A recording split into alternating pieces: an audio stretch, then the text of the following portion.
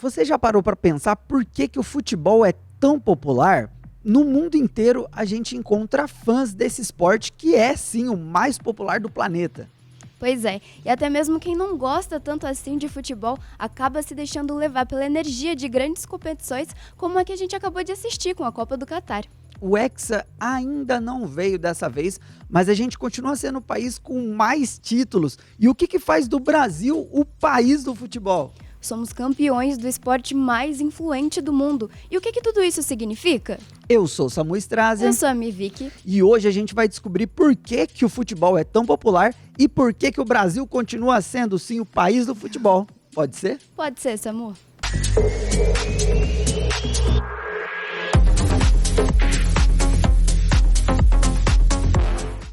Começando o Pode Ser de hoje, e o Samuel ele já tá até trajado, gente. Ele veio aqui representando e a gente vai falar sobre o que, Samu? A gente vai falar sobre o futebol. Isso aqui, ó, uma camisa em homenagem ao Penta. Vim aqui com esse manto, que ainda é uma camisa atual, porque o Brasil ainda é Penta só. A gente não conseguiu dessa vez, né, Samu? Mas a gente ainda continua na frente. Nós somos o único país, né, que tem 5 títulos. Exatamente. E o lance é, quando acabou a Copa, a gente estava vendo lá, né, a França e a Argentina disputando a taça e uma das duas iriam virar tri, e foi a Argentina. Exato. São tricampeões agora, e se você juntar, você precisa juntar a Argentina e a França para dar a quantidade de título que o Brasil tem sozinho. Exatamente. Então a gente ainda é o maior vencedor de Copas da história. E no ano, eu acho que foi em 70, né, que a gente conseguiu o nosso tri. Exatamente. Ó, vixe, Muito estamos tempo. avançado demais, assim. E introduzindo, então, né, Samu, o nosso tema de hoje, a gente, né, conversando, né, já faz um tempinho que a Copa passou, mas trazendo, né, esse tema, por que será, Samu, que a gente gosta tanto de futebol, o brasileiro gosta tanto de futebol, o mundo gosta tanto de futebol, e até mesmo algumas pessoas, né, que não gostam tanto, eu não assisto futebol no meu dia a dia, mas parece que quando a Copa chega, alguma coisa acontece e todo mundo quer saber um pouquinho de futebol, todo mundo quer acompanhar um pouquinho, ou quase todo mundo, né? Não tem a magia do Natal? Tem a magia da Copa também. Tem a magia da Copa. Meu, a Copa, assim, toma conta de todo mundo, principalmente aqui no Brasil, né? Em outros países também é o esporte mais popular, na Argentina e tal. Então, assim, nossa, é uma magia mesmo. Todo mundo vira patriota e tal, e vai assistir os jogos junto, enfim. É uma coisa de louco. Mas por que o esporte é tão popular? Por quê? Hoje a gente vai tentar explicar por que é tão popular, né? E por que é tão popular aqui no Brasil e por que a gente é tão bom. E, Samuel, a origem do futebol, ele tem uma origem, assim, meio mórbida, né? Eu fui ler um pouquinho, né? E a gente não sabe exatamente qual a data certinha, né? De quando o esporte surgiu. E ele surgiu até mesmo como uma brincadeira, um jogo, antes de se tornar mesmo um esporte, com regras e tudo mais. Mas lá no ano 10... já tinha, né, no século X, já tinha algumas informações, né, de que surgiu na Inglaterra e que os ingleses, então, eles gostavam de chutar uma bola feita de couro que simbolizava a cabeça do inimigo, né, depois que a guerra acabava. Então, entre a Dinamarca ganhavam, lá, né, então, uma guerra. Então, eu achei bem mórbido. Bem mórbido. E era só ficar chutando de um lado para o outro. Inclusive, era algo que era uma bagunçona. Chegou a ser proibido esse tipo de... Não podia nem falar disso que era esporte, né? Era uma comemoração, era uma festa. Uma zaração, né? Tipo assim, vencemos a guerra, vamos chutar a cabeça do inimigo. Como não, sei lá, né? Acho que ia ser muito mórbido ficar chutando a cabeça de uma pessoa. Era o símbolo. Algo como malhar o Judas. Tipo isso, que não é uma tradição muito saudável aí, né? Violência. Meio né? violenta. Inclusive, o futebol, nas suas origens, ele era bem violento, né? Bem violento. E dando uma pesquisada, a gente descobriu também que as regras, né, para ele não se tornar um esporte violento, só veio muito tempo depois. Lá por volta de 1830, né, lá na Inglaterra, que alguns diretores de algumas escolas, eles começaram a colocar algumas regras, né? E depois de um tempo deles praticando como uma brincadeira ali na escola, eles criaram algumas regras e inseriram, por exemplo, o número de jogadores, que seriam 11 de cada lado e teriam o gol ali. O objetivo seria ir chutando a bola até atingir e passar pelo gol. Mas, muito tempo depois, imagina, lá no século X, foi só em 1800 que veio a ter uma regra, né, lá nas escolas. A profissionalização ainda veio muito tempo depois, né? E até, né, durante o ano ali de 1800, todo aí esse século, o esporte foi ficando mais robusto, tudo mais, e no finalzinho só que se expandiu para outros países. Pra gente mesmo chegou bem depois, né? Bem depois, quase no próximo século, né? Inclusive, foi o esporte, né, o futebol, ele veio para o Brasil por um descendente de ingleses, né? O Charles Miller. Isso mesmo. Que foi lá para a Europa, deu uma voltinha, passou na casa da família lá na Inglaterra e trouxe algumas bolas de futebol. Exatamente. E, Samu, eu acho que aí a gente já consegue ver um pouquinho do que talvez seja o primeiro indício de por que o futebol ele é tão popular, porque é um esporte fácil, né, de ser jogado. Então, se a gente for comparar, por exemplo, com outros esportes que também são populares no mundo, então a gente tem, sei lá, basquete, vôlei, o golfe, você tem regras um pouco mais complicadas, você precisa de alguns elementos que não são tão fáceis. Então, por exemplo, você vai precisar de uma cesta, ou de uma rede, ou de fazer buraco no chão, tem um taco. Então, assim, o futebol, você colocou 2 folhas no chão e tem ali chinelo. Um pedaço de manga, né? Um trapo, né, feito de roupa, de meia. Você já consegue jogar, né? E consegue jogar com muitas crianças, né? Muitas pessoas. Você, né, pode colocar muita gente ali jogando ao mesmo tempo. Então, a simplicidade do esporte já traz essa característica dessa super popularização dele, né? Inclusive, o esporte ele nasceu em alguns colégios de elite lá na Inglaterra, só que depois de um tempo ele começou a se popularizar e tal, e ser jogado por alguns operários. Inclusive existem alguns relatos que falam que o futebol ele começou a ser incentivado, né, nesse período aí de Revolução Industrial, para ser jogado entre os operários, como uma maneira de trabalho em equipe, porque legal. É um esporte que é coletivo, são 11 pessoas de um lado, 11 pessoas do outro, e também ele foi usado como uma ponte, uma maneira de mesclar a burguesia com a classe operária, porque todo mundo gostava de futebol, é um esporte fácil de jogar, pode jogar tanto o cara que é o pobre e o rico lá, e ele foi utilizado dessa maneira. Aqui no Brasil ele chegou também como uma forma mais elitizada, mas por ser muito simples de jogar, foi rapidão, assim, questão de 20 anos ele já era muito jogado em tudo quanto é lugar, né, na periferia também, inclusive o Brasil tinha acabado de passar pela abolição, né, que foi em 1888. Exato. Então, nas periferias ainda tinham os ex-escravizados, né, tentando se alocar e tudo mais, e foi um esporte que foi absorvido também por essa população mais periférica. Né?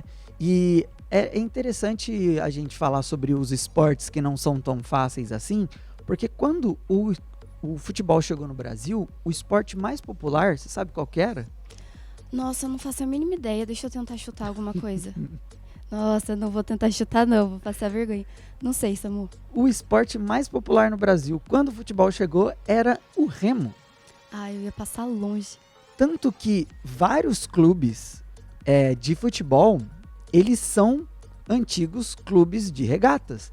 O nome do Flamengo é Clube de Regatas do Flamengo. Olha só. Tem até hoje, né? CRF, né, no Flamengo. Clube de Regatas do Flamengo. Que demais. No símbolo do Corinthians, por exemplo, tem 2 pás, uma boia, né, 2 remos. Faz sentido. Pá é de cavar. 2 remos. Remos. Nossa, mas faz sentido agora. Então, assim, realmente. por exemplo, náutico. Então, assim, era um lance mais... O esporte mais popular eram as regatas. E totalmente corrida de elite, barco. né? Você, pra ter um barco, imagina. Exatamente. Se não era um barquinho pescador, assim, pra trabalhar mesmo, como que você ia ter um barco de corrida, um barco de velocidade, né? Então, o remo era o mais popular. Mas o futebol, ele foi ganhando muita força. Sim, e ao longo da história, se a gente for parar para ver, existem muitas pessoas, muitos sociólogos, estudiosos, né, pessoas que jogaram futebol, né, técnicos, que tentaram explicar todo esse amor, né, toda essa paixão pelo futebol. E eu achei super legal, Samu, que eu achei uma matéria super interessante, eu até anotei o nome do jornalista, porque eu achei que ficou uma matéria muito completinha. É uma matéria do Fabiano Bittencourt. E daí ele trouxe vários sociólogos que explicaram, né, falaram sobre o futebol, e daí ele cita dois que eu achei bem legal também, que é a Fátima Antunes, ela é socióloga, e o Fábio Franzini, ele é doutor em História Social. E eles falaram muito que o sucesso, né, do futebol, essa popularização, é um resultado de cultura, economia e política. Então, assim, existia até algumas... boatos, né, de que o Brasil seria o país do futebol por conta da miscigenação, então da mistura de povos, e isso é super, assim, legal, né, pensar que todos os povos juntos formam, né, uma nação forte, mas eles colocam muito isso, de que na verdade não existiria uma explicação genética, né, biológica para o sucesso do futebol no Brasil, mas sim uma junção, né, da cultura, da política, né, políticas que foram criadas, né, políticas que foram desenvolvidas na época, como você colocou também um pouquinho, né, a nível mundial, né, da Revolução Industrial, que no Brasil a gente também viu algo parecido com o governo do Getúlio Vargas e também depois com o JK. Teve um lance de tentar trazer a Copa pro Brasil em 1950, depois também, né, a construção do Maracanã e tal. Exato. E também, né, como você disse, a construção de campos e usar o futebol como uma ferramenta também de propaganda ideológica. Então, assim, sim, o futebol foi usado, né, como muitas outras coisas são usadas para fortalecer essa ideia, né, de nação e fortalecer o patriotismo. Então, assim, um país forte, né, um país que ganhava a Copa, ele tinha um certo destaque, né?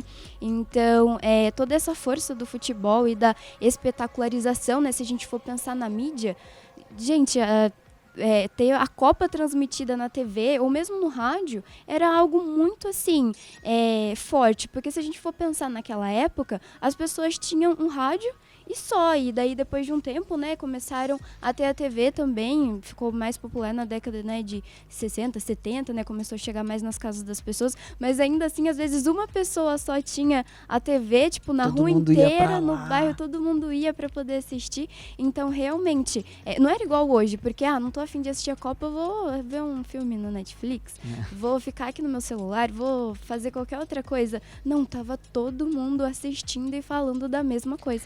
E se a gente parar para pensar que nesse período que o futebol estava chegando no Brasil, era um período complicado, né, pra gente, não complicado, mas foi um período de muita mudança.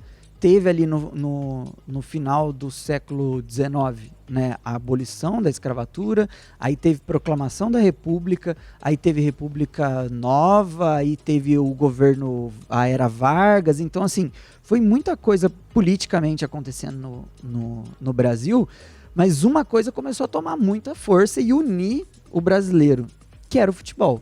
E a gente vai dar uma pequena pausa para falar sobre esse futebol no Brasil e o Brasil na Copa, né? A gente dá uma pausa e já que a gente vem falar sobre isso, que tem muita coisa ainda para falar, fica aí que a gente já volta.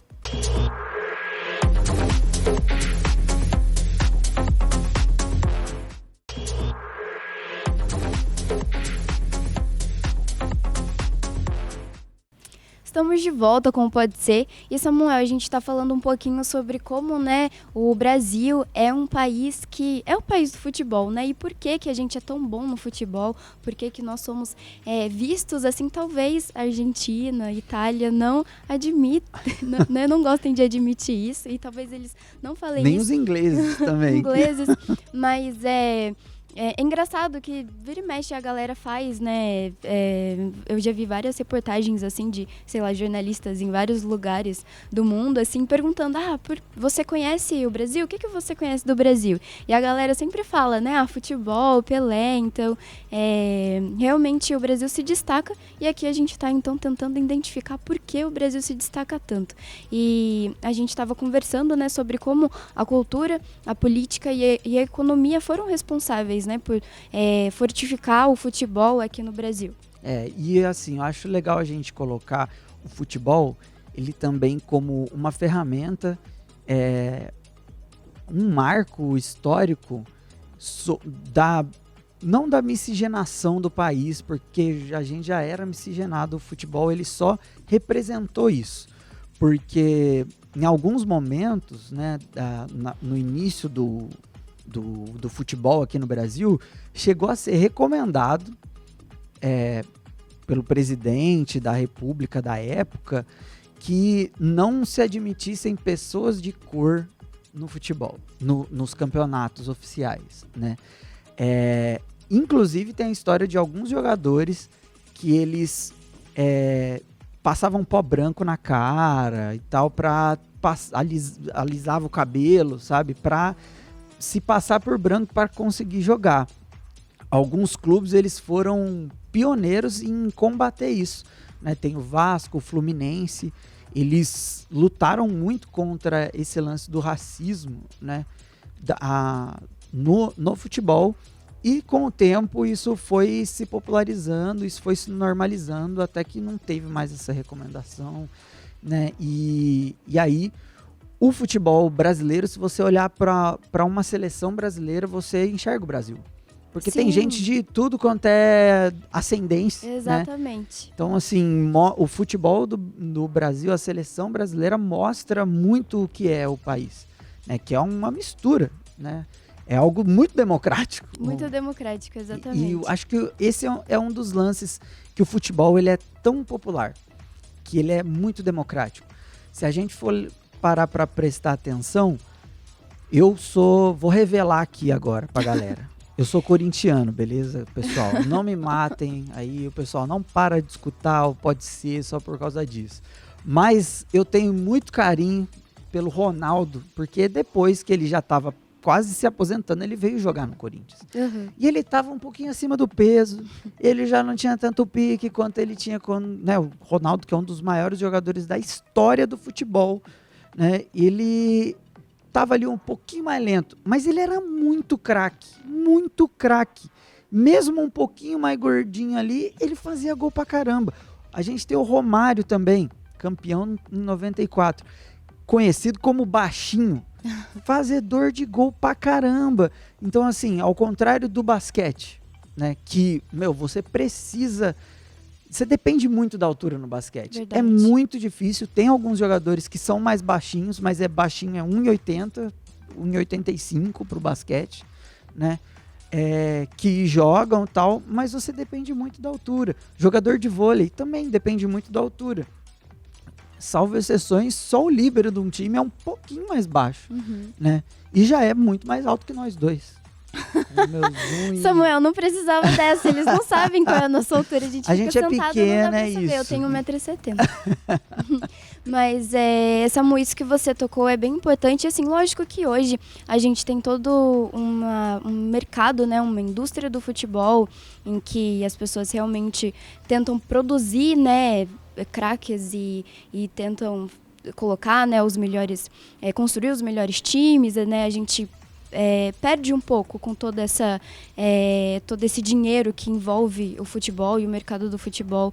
Hoje a gente não vai entrar nesse tema porque é muito polêmico, é muito complexo, né? Merece um outro programa só para isso.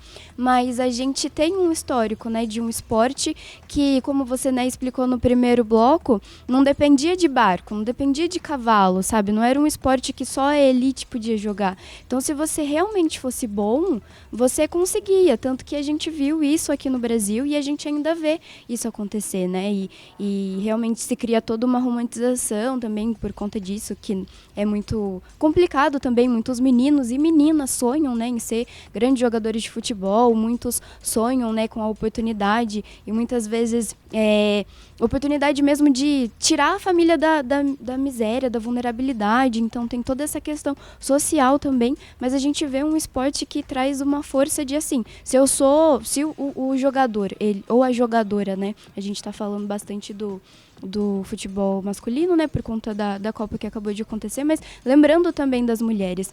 Ano que vem tem o Mundial Feminino. Mundial, vamos acompanhar também. E se o jogador ou a jogadora é boa, elas se destacam, elas conseguem, né, abrir espaço. Isso é muito legal. E assim, já entrando no tema de Copas do Mundo, eu quero trazer 5 curiosidades da Copa do Mundo. Vamos ver, então, quais são as suas curiosidades, Samuel? Minha curiosidade é Brasil de 58, Brasil de 62, Brasil de 70, Brasil de 94 e Brasil de 2002. O que todos esses 5 pontos têm em comum, Samuel? O Brasil campeão. Mas, Vicky, olha só, no primeiro... na primeira vez que o Brasil ele foi campeão mundial, né, de futebol, lembrando que o Brasil já tinha ganhado outros títulos, tinha ganhado algumas Copas Sul-Americanas e tal, né, participava de vários amistosos, mas a Copa ela surgiu em 1930, né, aconteceu a primeira vez no Uruguai, aqui e tal, e o Brasil ele só foi ganhar a primeira Copa em 1958. Né, bastante tempo depois, o Brasil ele participou de todas as Copas, inclusive é o único país que participou de todas as Copas até hoje. Exatamente. Né? E aos trancos e barrancos aí, participamos de todas. Em 1958, o Brasil, ele foi, uma curiosidade interessante, ele foi a única seleção que levou um psicólogo e um dentista para ajudar a galera. Uhum. E por quê? O dentista especificamente.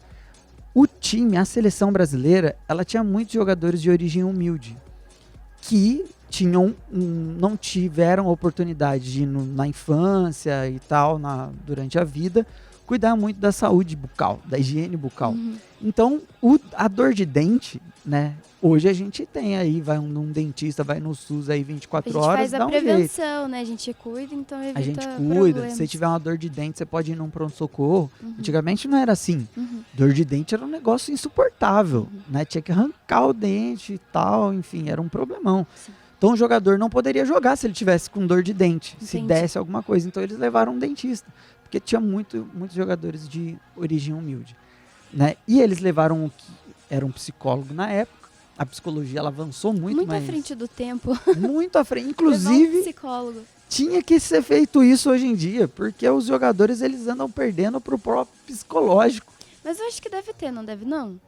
Eu acho que a atuação tinha que ser um pouco mais... eu realmente não sei, mas eu presumo que no mínimo deve ter uma equipe de psicólogos, porque deve ser muita pressão. Mas ali em 1958 a gente teve o primeiro título do Brasil com Pelé, Vavá, né, Garrincha. E uma curiosidade muito interessante, Vi, que a gente está falando aqui sobre inclusão no futebol. E o Garrincha, apesar dele ser uma personalidade polêmica na vida pessoal dele, ele é o símbolo de que o futebol ele é o esporte da inclusão. O Garrincha ele era estrábico, ele tinha uma perna 6 centímetros menor que a outra e ele tinha os 2 joelhos tortos. Olha... Ele é conhecido como o maior driblador da história do futebol. Endiabrado, Garrincha. Não, cara, quando a pessoa é boa e assim, não importa se tem a perna torta. Eu acho que isso devia até contribuir, né? Sei lá. O pessoal fala, né, as lendas de que ele confundia os adversários, porque parecia que ele tava olhando para outro lado e a perna dele tava apontando para outra direção. Nossa, mas é genial isso daí. E assim, ele teve muitos problemas com o joelho dele ao longo da vida, né? Tipo, às vezes inchava, doía, mas ele fazia, assim, estrago no campo. E o Pelé também, que participou da primeira Copa com 17 anos de idade. né? Nossa, gente, realmente. E o Pelé, ele esteve presente nas três primeiras vitórias, né, do Brasil. Exatamente. E por isso que ele é um grande jogador, né? Sem polemizar aqui, galera, sem polemizar, mas assim, Maradona tem 2, Messi tem 1, só o Pelé sozinho tem 3. Tem 3, já fica aí para os argentinos. Mas falando, né, de grandes jogadores, Samu, a gente tem o Pelé, né, que é conhecido, né, como o rei, não por coincidência, né, porque ele realmente fez muita coisa. E eu queria só relembrar, alguns anos antes, a gente teve o Leônidas da Silva, que ficou conhecido como o Diamante Negro. E ele também foi um jogador negro, né, ele veio antes do Pelé, e ele marcou muito também, como a gente estava falando, essa importância do esporte como, né, representatividade e também no combate, né, contra o racismo. Naquela época, obviamente, não se falava disso abertamente, às vezes nem conscientemente, mas ter ali uma figura, né, uma pessoa que era negra e ela fazia tudo aquilo, sabe? Ela mostrava o quanto ela podia ser boa e representar o Brasil. Não é à toa que o Leônidas, ele ficou representando o país e fazia diversos comerciais. E ele tinha uma personalidade muito brasileira de, assim, a política, né, na época, o governo queria usar a imagem dele para colocar, né, uma imagem de, como é que eu posso colocar? Mas eles queriam usar a imagem do Leônidas para mostrar como uma pessoa deveria se comportar, e um jogador exemplar símbolo. E tudo mais. E o Leônidas, ele gostava de festejar com a torcida, sabe? Ele ia cumprimentar as pessoas. Então ele sempre foi uma pessoa muito ligada com o povo. Então isso já quebrava um pouquinho, sabe? Aquela coisa de que ele tinha que se distanciar, e tinha que ser uma pessoa séria. Então ele trouxe várias coisas, né? Vários símbolos. Inclusive dizem que não existem provas concretas, não sei afirmar para vocês também se foi, mas que ele foi o primeiro jogador a inventar, né, a fazer o gol de bicicleta. E, gente, ele estava descalço quando ele marcou esse gol, e foi na Copa de 38 contra a Polônia, e isso foi na França. Então, assim, imagina, Samuel, o cara tava jogando descalço, e ele tava fazendo isso porque a chuteira dele ferrou ali na hora, tava chovendo muito, e a chuteira dele simplesmente abriu. Tem vídeo dele contando que a chuteira dele ficou parecendo um jacaré. Aí o pé dele era muito pequeno, ele calçava 36, não tinha mais ninguém que calçava 36. Imagina, não tinha nenhuma chuteira reserva. Nossa, olha, cara, a precariedade, gente. E daí o cara ele disse que disfarçou ali, porque a meia era escura e daí tinha muita lama, o juiz não viu. E ele marcou o gol, e realmente foi um marco, assim, pro futebol. Nossa, é incrível, as histórias do futebol brasileiro são fenomenais, né? Mas beleza, Vicky, a gente vai ter que parar mais uma vez e a gente volta aqui para tirar a conclusão desse nosso papo todo. A gente já volta, fica aí.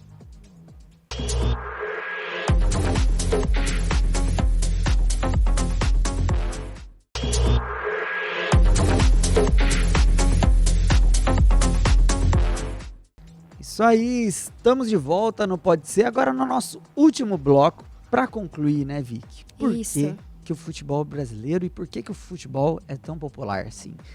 E uma coisa interessante da gente falar, Vicky, para concluir todo esse resgate histórico que a gente teve, que o futebol brasileiro, desde a época do Pelé até antes, é conhecido por ser um futebol mais solto, um futebol mais driblador, jogadas individuais, contavam muito com a habilidade individual de cada jogador.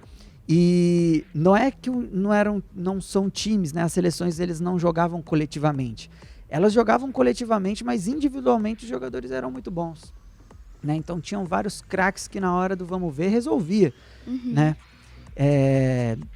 Você pegar os gols da história do Brasil em Copas do Mundo, né, a primeira coisa que me vem na cabeça, por exemplo, é aquele gol do Pelé, que ele dá um chapéu dentro da área e vai pro gol. Então, assim, o futebol brasileiro, a escola brasileira de futebol, culturalmente, que existe aqui, é um futebol mais solto. Tanto que o Brasil é o país que mais exporta jogadores no mundo, até hoje, né? Atualmente, uma pesquisa do ano retrasado, se não me engano, de 2020,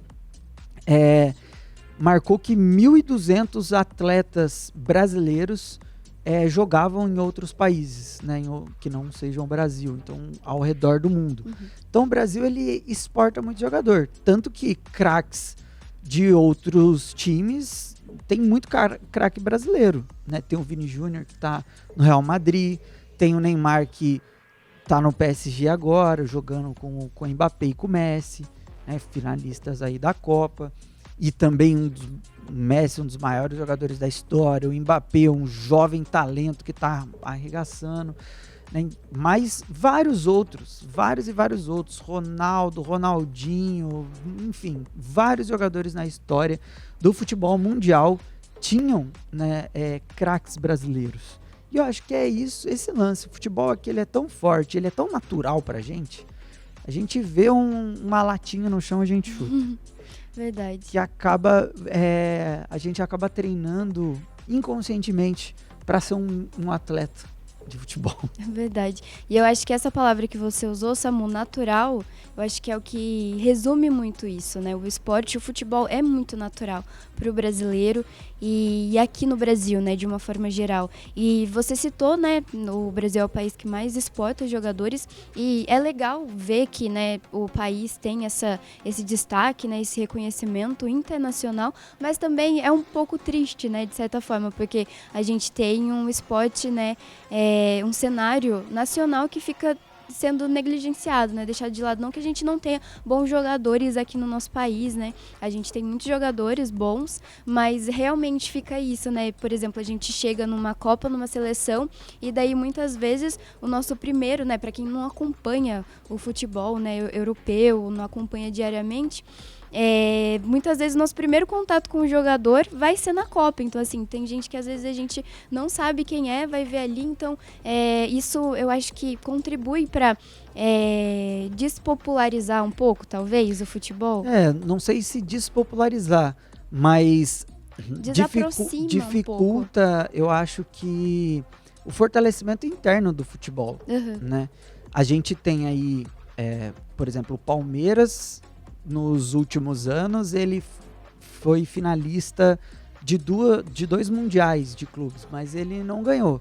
Mas tinham brasileiros nos outros times, entendeu? Então, assim, o jogador que mais tem títulos por clubes na história do futebol é o Daniel Alves, é um atleta brasileiro, mas ele não ganhou esses títulos com times brasileiros. Pois é. Né? Então, assim, o futebol brasileiro, ele tá por aí. E ele tá ganhando título pra caramba, porque os brasileiros, eles sempre estão nos melhores times. Sim, sim. Né? Mas um time do futebol brasileiro aqui interno, né, ele ainda não tá chegando. Inclusive, salvo dúvida, eu não tenho certeza absoluta, mas eu acho que o último time campeão mundial que era brasileiro foi o Corinthians. Né? Então, isso já faz muito tempo. Então, vai aí esse lance da gente... observação. Da gente eu pensar acho que nisso. Pra gente fechar, Samu, vou colocar aqui um resuminho do que a gente fez. Eu acho que o Brasil, né, é tão bom no esporte, né, e nós somos os melhores do mundo por conta dessa facilidade, né, do esporte, do futebol ser um esporte muito popular e muito fácil. Então, que todo mundo realmente pode jogar e pode brincar junto. Também tem essa força, então, econômica e política que veio, né? Então, a partir do momento que o Brasil começou a mostrar esse interesse, né? Os atletas começaram a mostrar um certo destaque. Os governos também da época começaram a se apoderar disso e construir, né, campos e também investir em jogadores e trazer toda essa força do futebol para trazer a força nacional, né, e criar uma identidade brasileira. Então teve essa certa propaganda política mesmo que fortaleceu isso de que nós éramos o país do futebol.